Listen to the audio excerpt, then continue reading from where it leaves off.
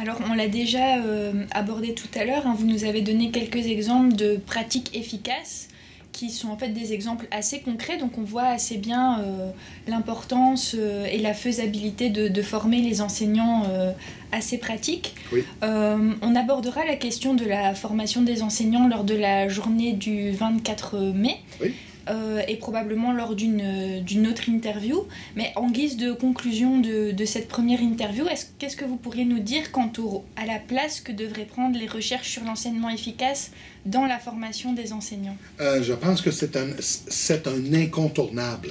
Les enseignants, j'anime moi-même beaucoup de formations continues auprès des enseignants, et la question que les enseignants posent autant en formation initiale qu'en formation continue, c'est: que dois-je faire avec tel type d'élève dans telle situation?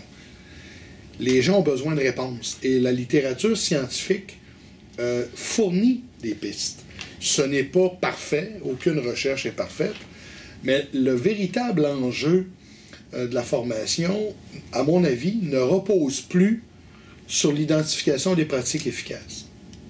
Nous savons depuis les années 60 que certaines pratiques ont plus de succès que d'autres. Le défi, c'est comment est-il possible de faire le pont entre les recherches scientifiques et la salle de classe, et quels sont les meilleurs moyens pour permettre aux enseignants de réaliser en classe les interventions qui sont proposées par la littérature scientifique. Il est vraiment là le défi.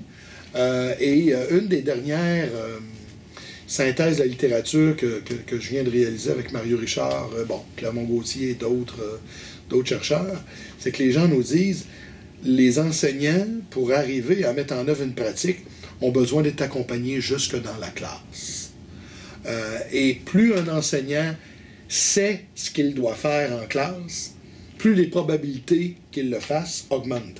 Et souvent, moi, je dis, c'est important de faire de l'enseignement explicite avec les élèves, c'est tout aussi important de faire de l'enseignement explicite avec les enseignants. Regarde-moi, je vais le faire devant toi. Place-toi à côté, regarde-moi faire avec tes élèves. Modelage. Deuxième étape, maintenant que tu as vu, va devant les élèves, et moi, je me place de côté, et je regarde ta pratique dirigée, et on va ensuite de ça en reparler. Et je te laisserai en pratique autonome lorsque j'aurai vu que tu es en mesure de réaliser la stratégie telle que je l'ai modelée et telle que tu l'as pratiquée, et que les élèves ont répondu adéquatement à cette intervention-là. Donc, un perfectionnement efficace est beaucoup plus complexe que de simplement rencontrer des individus, donner un thème X ou Y et leur dire: vous êtes des professionnels, maintenant vous savez ce que vous avez à faire. C'est utopique. Certains y arriveront, mais en général, la recherche sur les meilleurs programmes de formation continue ne vont pas en ce sens-là. Les gens nous disent que c'est important d'accompagner les gens jusque dans la classe. D'accord, merci. Ça fait plaisir. Je pense que ce qui est intéressant aussi dans ce que vous dites par rapport à la formation des enseignants, par rapport à ces pratiques efficaces, c'est qu'on entend souvent comme critique par rapport à ça, c'est comme si on allait fournir un répertoire de bonnes pratiques utilisables dans toutes les situations, quel que soit le contexte. Et je pense que c'est justement pas ça qui est prôné, c'est justement de permettre aux enseignants d'adapter chaque stratégie au contexte. Tout à fait, tout à fait. Et c'est la raison pour laquelle, si on accompagne un enseignant jusque dans la classe, alors voilà, la littérature scientifique nous propose souvent ce qu'on pourrait appeler, sans dire des stratégies génériques, mais des stratégies qui émergent à partir de différentes recherches. Mais le défi, effectivement, vous l'avez nommé, c'est de contextualiser telle pratique à tel contexte. C'est faisable, mais c'est évident que la prise en compte du groupe d'élèves, la prise en compte du contexte, la prise en compte de la réalité de l'enseignant, écoutez, elle est indispensable. Mais la bonne nouvelle, c'est que c'est réalisable. Par exemple, prenez juste le programme de Robert Levine, Success for All. Écoutez, il est appliqué actuellement aux États-Unis avec 500 000 élèves. Il est appliqué en Angleterre avec je ne sais combien d'écoles. Et c'est un programme qui propose des stratégies génériques d'enseignement efficace. Et il réussit, avec un processus d'implantation et d'accompagnement rigoureux, à adapter ce modèle-là de lecture et aussi de d'autres travaux en écriture et en mathématiques. Et il réussit à contextualiser certaines pratiques d'enseignement efficace à d'autres réalités que celles des États-Unis. Et il semble y arriver avec un certain succès, puisqu'il publie généralement des travaux de recherche en ce sens-là. Donc, il y a moyen de le faire, mais le contexte ne peut pas être mis de côté. Là. Il représente le défi entre la littérature scientifique et la réalité de la salle de classe.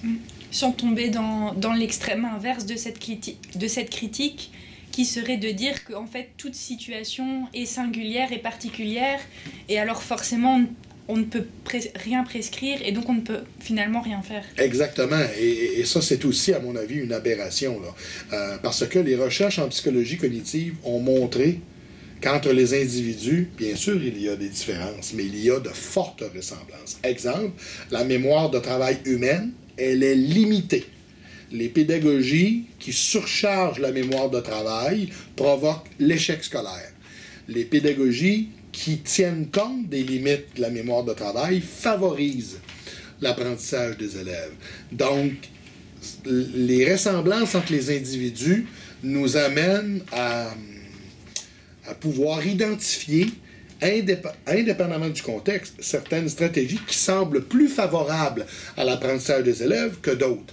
En même temps, ayant dit plus favorable, ça ne veut pas dire que tout se transpose d'une situation à l'autre. La contextualisation restera toujours à faire. Un enseignement explicite avec un groupe d'élèves en difficulté, quand il y a à l'intérieur du groupe 10 élèves en trouble de conduite et du comportement, vous comprendrez là, qu'on va peut-être être obligé aussi de faire un peu de gestion de classe et pas seulement du modelage de la pratique guidée et de la pratique autonome.